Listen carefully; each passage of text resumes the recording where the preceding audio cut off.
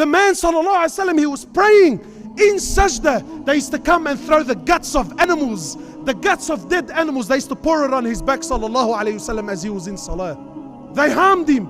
They swore at him. They threw rocks at him. They threw dust in his face. They spat in his face. They mocked him. They belittled him. They harmed his family sallallahu alaihi wasallam. 13 years in Mecca.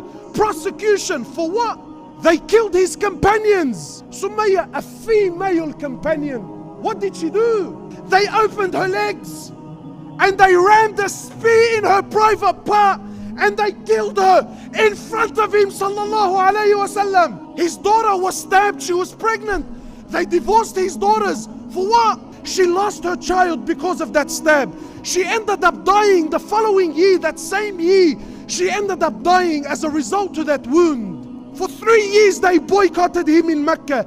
3 years they boycotted him and all of his family, even the ones that were non-Muslims. Sahaba said we were eating the leaves of the trees.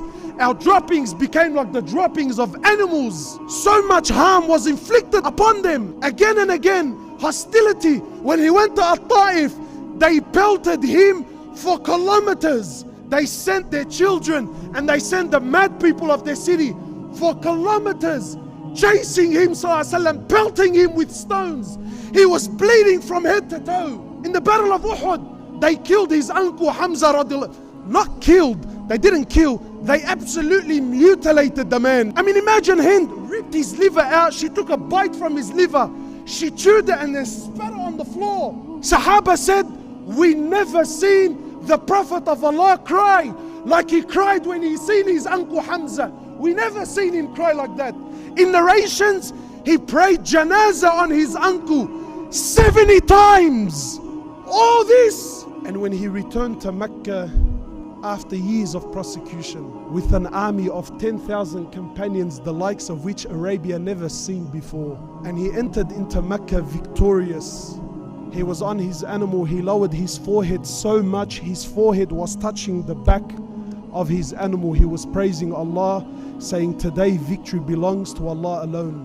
When he stood in the haram and those thousands of people who harmed him, kuffar, not Muslims, kuffar, now they are surrounded by 10,000 companions armed to the bone, ready at the drop of a word. They were ready to give their lives for him sallallahu alayhi wasallam. They stood there surrounded by 10,000 companions.